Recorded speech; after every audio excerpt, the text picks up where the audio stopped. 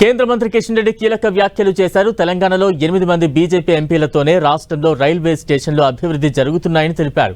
తెలంగాణలో బీజేపీ ఎంపీలు ఏం చేస్తున్నారని అడుగుతున్న వారికి ఇదే సమాధానమన్నారు కిషన్ రెడ్డి.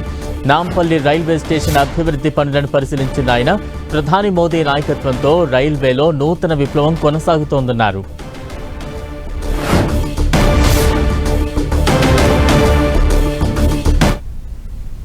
ఇటీవల బడ్జెట్ 2026-2027 ఇప్పుడు బడ్జెట్ ఏదైతే పార్లమెంట్లో చర్చ జరుగుతూ ఉందో ఆ బడ్జెట్లో తెలంగాణకు ఎవరు ఊహించనటువంటి అద్భుతమైనటువంటి గిఫ్ట్ నరేంద్ర మోడీ గారి ప్రభుత్వం ఇచ్చింది.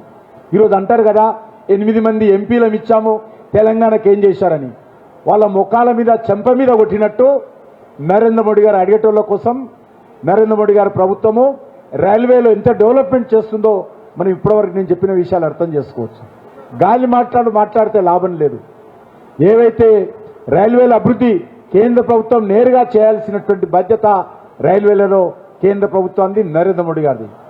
ఈరోజు 8 మరి ఎంపీలు గెలిచాం కాబట్టే ఈరోజు ఇంత పెద్ద ఎత్తున ఈరోజు 40,000 కోట్ల రూపాయలతో రైలు అభివృద్ధి జరుగుతూ ఉంది.